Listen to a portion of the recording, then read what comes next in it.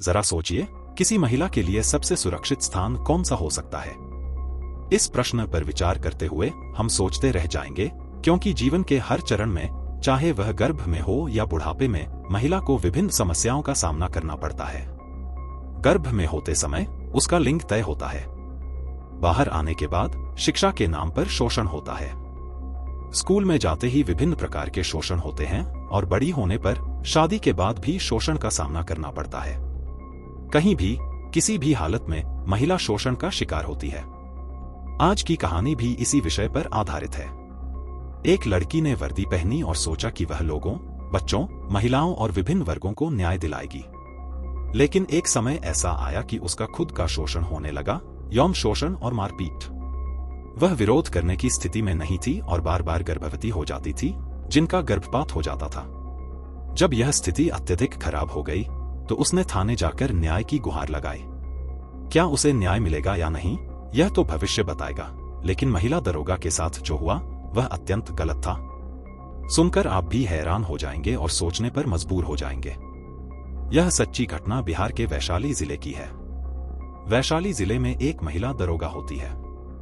वह महिला थाने में जाती है और थोड़ी हिचकिचाहट में होती है कि अपनी बात कहे या न कहे। फिर वह महिला थानेदार के पास जाकर बैठ जाती है और बताती है कि वह कुछ कहना चाहती है। महिला थानेदार, जो थाने की इंचार्ज होती हैं, उसे आश्वस्त करती हैं कि उसे परेशान होने की कोई जरूरत नहीं है। वह उसे बड़ी बहन की तरह समझने की कोशिश करेंगी। महिला दरोगा ने एक प्रार्थना पत्र लिखा और उसे थानेदार को सौंपा। उसने बताया कि वह बिहार के सिवान जिले की रहने वाली है और उसकी ट्रेनिंग बिहार पुलिस अकादमी में राजगीर में हुई थी। उसके बाद उसकी पहली पोस्टिंग मुजफ्फरपुर जिले में हुई। कुछ समय बाद एक अनजान नंबर से उसे फोन आया। फोन पर व्यक्ति ने कहा कि वह भी दरोगा है और उनकी जाति और जिला समान है। इतनी सारी समानताएं देखकर उसने प्रस्तावित किया कि वे शादी कर लें और एक घर बसाएं। महिला दरोगा को यह बात अजीब लगी और उसने जवाब दिया कि उसकी शादी तय हो चुकी है और भविष्य में उसे फोन करने की हिम्मत न करे। हालांकि व्यक्ति ने बार बार फोन किया। अंततः महिला दरोगा ने साफ कह दिया कि वह शादी नहीं कर सकती, क्योंकि उसकी शादी तय हो चुकी है। तुम मुझे परेशान मत करो। जैसे ही उस व्यक्ति को यह पता चलता है कि महिला दरोगा की शादी किसी और जगह हो चुकी है, उसने उस शादी को तुड़वाने के लिए जी तोड़ कोशिश की। आखिरकार वह अपने मकसद में कामयाब हो जाता है, यानी शादी टूट जाती है। इस घटना की जानकारी महिला दरोगा को भी मिल जाती है और वह मजबूर हो जाती है कि उस व्यक्ति की हाँ में हाँ मिलाने लगे। अब पुरुष दरोगा और महिला दरोगा आपस में बातचीत करना शुरू करते हैं।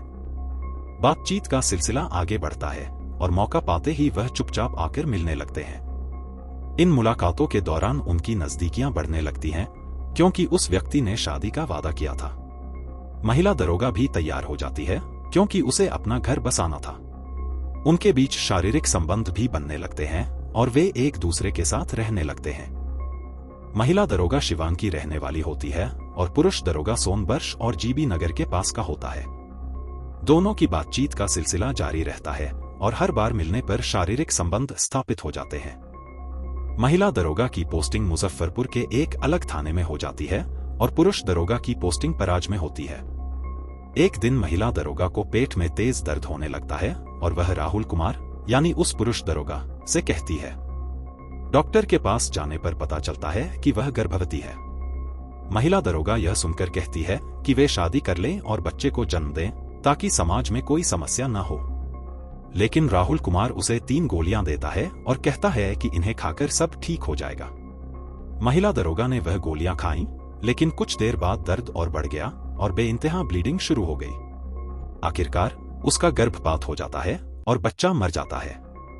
कुछ समय बाद महिला दरोगा ने इस बात का विरोध किया तो राहुल कुमार ने उसके साथ मारपीट की। फिर भी वह उसे अपने प्रभाव में ले आया। यह मामला साल 2023 का है, जब महिला दरोगा दूसरी बार गर्भवती हो जाती है और 28 अगस्त 2023 को फिर से उनके बीच शारीरिक संबंध होते हैं।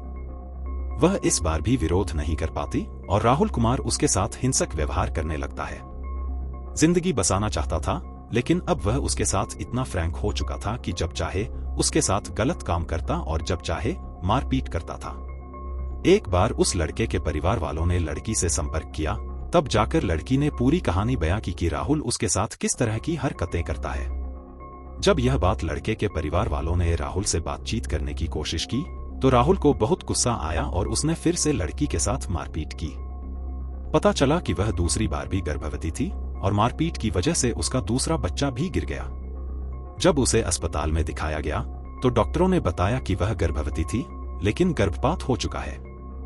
वक्त आगे बढ़ता है और आखिरकार किसी तरकीब से उसे मनाने की कोशिश की जाती है। 4 मार्च 2024 को तिलक की तारीख तय होती है और 11 मार्च 2024 को शादी की तारीख। तिलक के दौरान काफी लेन देन भी होता है, लेकिन बारात की बात नहीं होती है, शादी भी नहीं होती और जो रिश्ता एक झूठ की बुनियाद पर कायम किया गया था वह टूट जाता है। महिला दरोगा इस स्थिति से बेहद परेशान हो जाती है। जब भी वह शादी की बात करती थी, राहुल उसके साथ मारपीट करता था। दोनों की पोस्टिंग अलग अलग जगह हो जाती है, महिला दरोगा वैशाली जिले में और पुरुष दरोगा शिवहर जिले में। वे दोनों एक दूसरे से दूर हो जाते हैं, लेकिन जब भी वह शादी की बात करती थी, राहुल तैयार नहीं होता था और मारपीट करने लगता था। आखिरकार थक हारकर महिला दरोगा 16 जून 2024 को वैशाली के महिला थाने में जाकर अपनी शिकायत दर्ज कराती है और न्याय की गुहार लगाती है। पुलिस आईपीसी की धारा 341, 323, 300, 376, 493, 120B के तहत मामला दर्ज करती है। जून में एफआईआर दर्ज की जाती है और जुलाई, अगस्त, सितंबर का समय बीतता है। बताया जाता है कि 13 या 14 सितंबर 2024 के आसपास वैशाली के महिला थाने की पुलिस ने शिवहर जिले में तैनात इस दरोगा को गिरफ्तार कर लिया। जांच में सामने आता है कि वह दोषी है और उसे गिरफ्तार कर जेल भेज दिया जाता है।